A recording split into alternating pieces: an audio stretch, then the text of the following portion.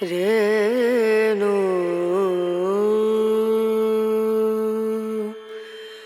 রনা রনা না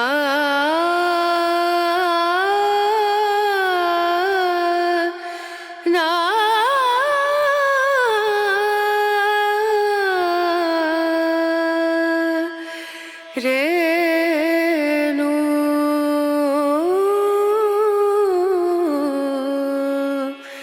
রেণু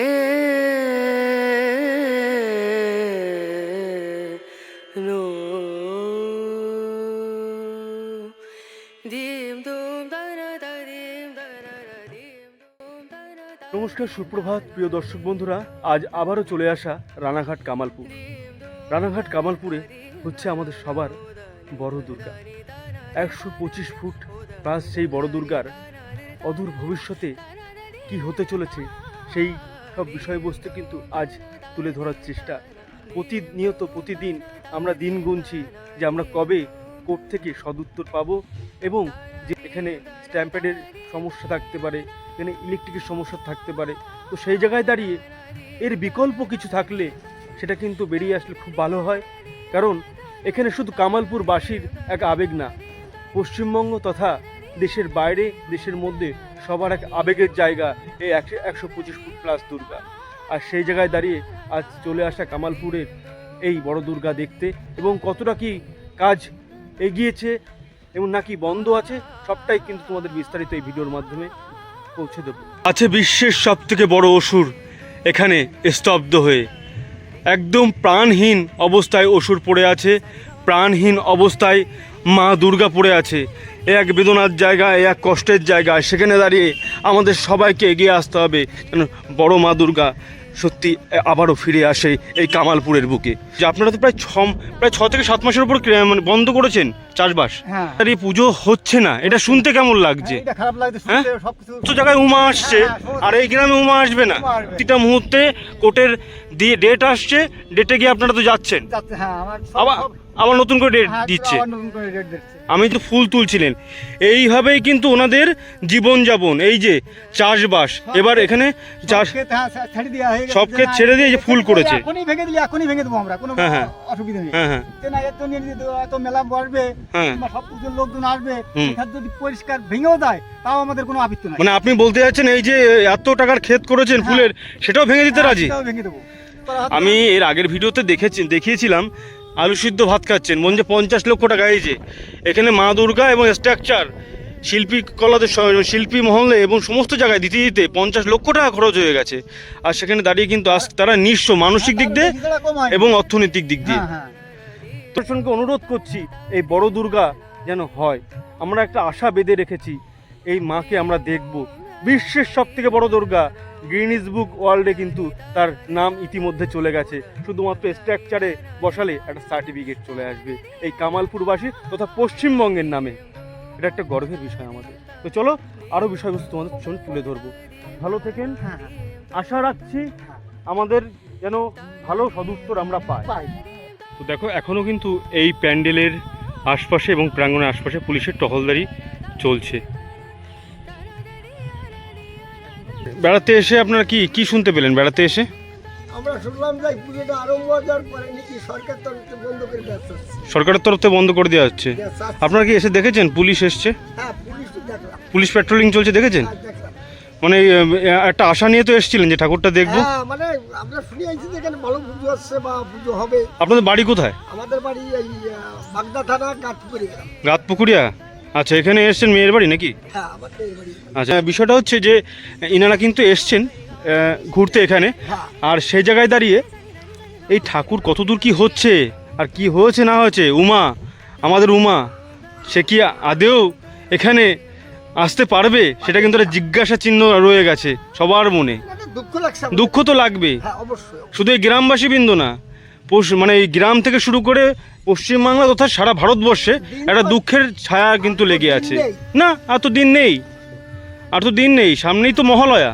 হাজার লোক নিমন্ত্রণ হয়ে গেছে আমাদের। আচ্ছা আচ্ছা, দূর থেকে অনেক দূর থেকে। আপনার বাড়ি এখানে? হ্যাঁ এখানে আপনার বাড়ি এখানে?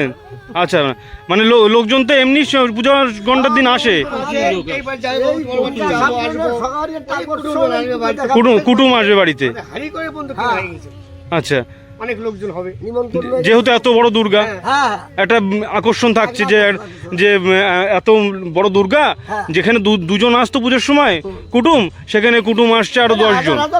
আমাদের যতগুলো আত্মীয় শোনেন, না, না। প্রত্যেকটা লোক আমরা ফোন করে আগে উন্না আগের থেকে বসে আছে, আমরা বলে যাবো। দেখো খণ্ড খণ্ড আকারে 51 খণ্ড মায়ের ছিল, আর এখানে কিন্তু প্রায় 120 খণ্ডের ওপরে রয়েছে মায়ের দেহ অংশ।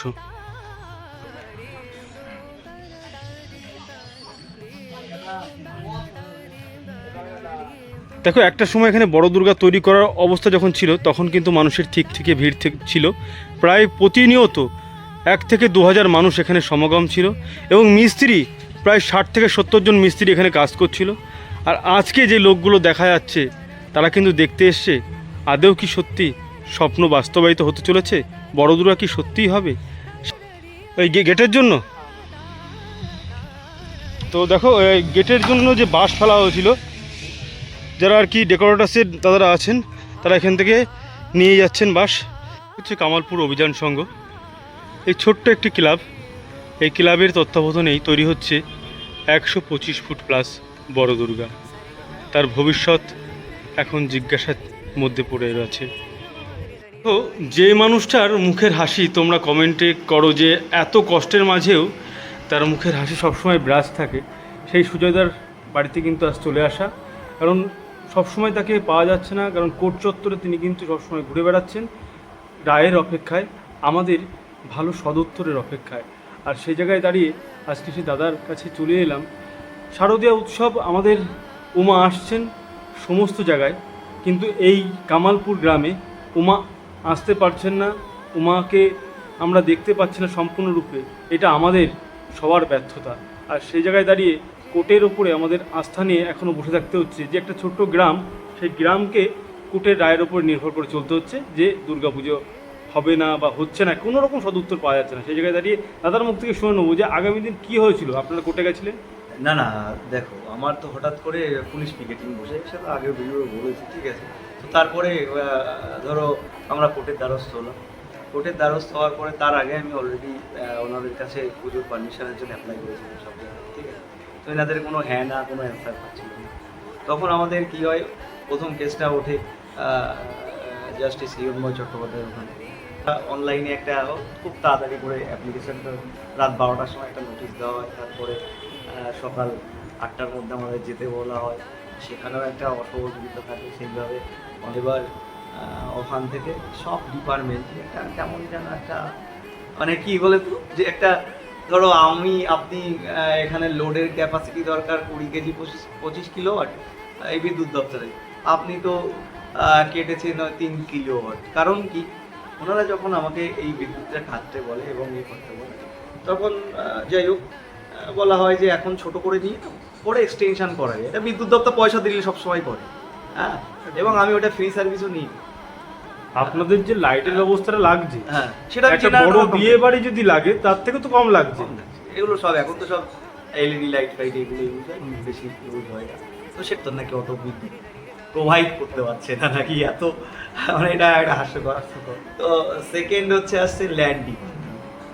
তো ল্যান্ড ডিপার্টমেন্ট তিনি নাকি এখনো মানে ক্লিয়ারেন্সটা দিতেই পারছেন না, যে এখানে এটাও একটা হাস্যকর হয়ে যায়। তারপরে আছে ফায়ার ডিপার্টমেন্ট, ল্যান্ড ডিপার্টমেন্ট ঠিকঠাক করে দিচ্ছে না বলে, কিংবা ওনাদের এটার সমস্যা আছে বলে, ওটার সমস্যা আছে বলে, আরে ফায়ার ডিপার্টমেন্ট আগুন ধরলে সে কি আর তাকে তো দিতে বাধ্য হবে, তাই না? তো আমি চাইছি তার কাছে আগে সহযোগিতা, তার জন্য যা পে হয় আমি করবো, অসুবিধার কি আছে? তার থেকে বড় কথা, জলসংকট তো গ্রামে তো দেখা যায় না। 13 কিলোমিটার দূর ফায়ার ব্রিগেড এখান থেকে, কথা বললে কথা ওঠে।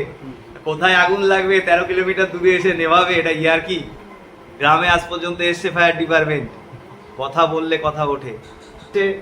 বিডিও সাহেব উনি বলছেন এগুলো দেয়া গেল না, তো আমিও দিতে পারলাম না, সব কমপ্লিট হলো। তৃতীয় হচ্ছে থানা বললো যে এত প্রশাসন আমরা কোথা থেকে পাবো, আমাদের একেবারেই ব্যাপারটা হয়ে গেল। কিন্তু এখন কিন্তু পুলিশ 24 ঘন্টা পিকেটিংয়ের জন্য রয়েছে সেটা দেওয়া যাচ্ছে। তো এই যে একটা হাস্যকর লাস্টে ডিএম বলে দিল যে এই এরা সবাই দিতে পারছে না বলে আমিও এখানে সম্পত্তি দিতে পারছি না। তার মানে জিনিসটা কি হলো, টোটাল ডিপার্টমেন্টটাই টোটালি একেবারে মানে একজনা যদি না দেয় সবাই দেবে না। এটা তো ওদের কাছ থেকে যারা এখানে দায়িত্বে আছে তাদের কাছ থেকে তোমরা সঠিক জিনিসটা শোনো, আমরা সঠিক জিনিসটাই বলবো, ঠিক আছে? অনেকে বলছে এই পারমিশন দিয়ে দিল, কোর্ট দিয়ে দিল। আরে বাবা, কোর্ট এটা হাইকোর্টের কথাবার্তা, সব কিছু বলা যায় না সমস্ত কিছু, ঠিক আছে? তো যেটা বলতে হবে সেটা সঠিক তথ্য দিয়ে বলতে হবে। অর্ডারগুলো হাতে নাও, কথা বলো, আর নোটিশগুলো হাতে নাও, কথা বলো। এই যে জায়গাগুলো আছে সেই জায়গাগুলো সবাইকে দেখতে হবে। তবে দেখো, তথ্য দিয়ে সব কিছু হয় না। তথ্য যদি দিতেই হয় তাহলে আমি এখানে অন্য কোনো মানুষকে ওইভাবে বলছি না। শহরের লোক যে পরিষেবাটুকু পায়, গ্রামের সবাই যদি একই জিনিস চায়, আপনি দিতে পারবেন?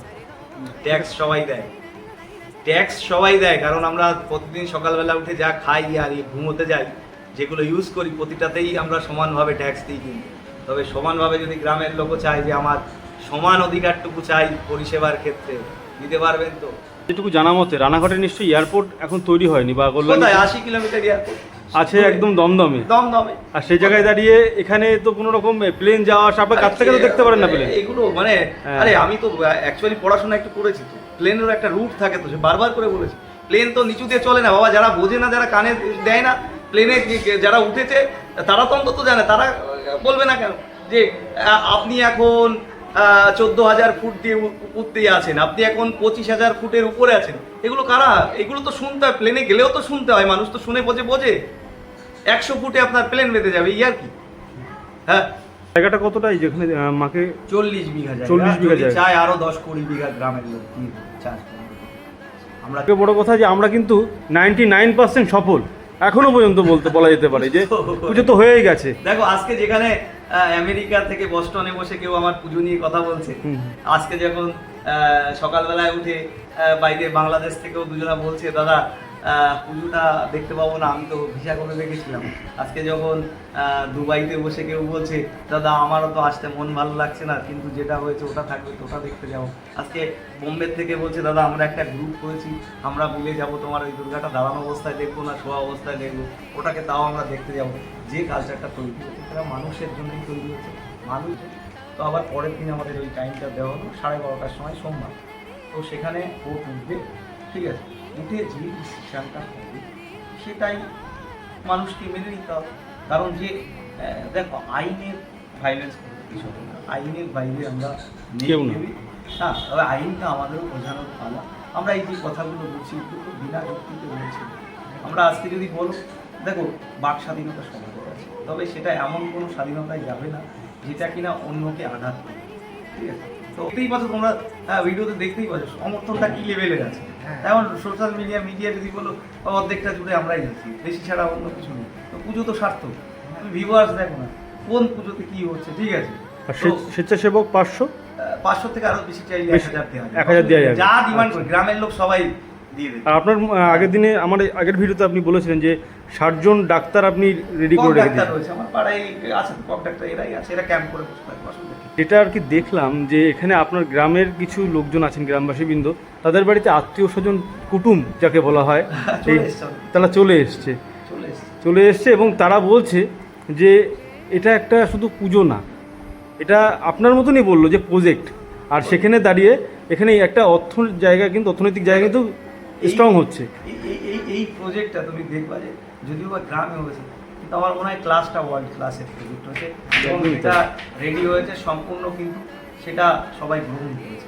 শহরের সব পুজোগুলো পাবে, কারণ আমাদের কি এই 20 কেবি ইলেকট্রিকই সারা ওয়েস্ট বেঙ্গলে বেশি নেওয়া হচ্ছিল, বন্ধ করে দিক না। আমাদের গ্রামের লোকজন তারা ওই 20 কেবি চালাবে না, ওদের টোটাল গ্রামের লোক তাদের বাড়ির ফ্যান লাইট অফ করে রাখবে, ও পুজোর লাইটটা চলবে না। একটা বিষয়, দুটো দিনের জন্য যদি কোনো রকম করে দেয়, মানুষ তো বলতো যে প্রশাসন আমরা পাচ্ছি না, তা সত্ত্বেও আমরা বলে দিচ্ছি যে আমরা জেনারেটর তো ব্যবস্থা রাখি, সেটা দিয়ে হবে।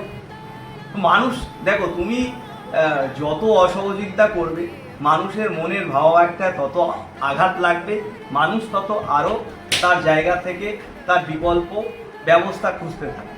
এটা তো আমি পরিষ্কার, মানে দেখো, আমি এগুলো কথাগুলো বলছি শুধু আমার কথা নয়, আমি বারবার করে বলছি এটা গ্রামের কথা। হ্যাঁ, আক্ষেপে অভিমানে অনেক কথা বেরিয়ে যায়, তা এ হবে না, যেহেতু কোর্টে রয়েছে ম্যাটারটা, ঠিক আছে, দেখা যাক সোমবারে কি হয়।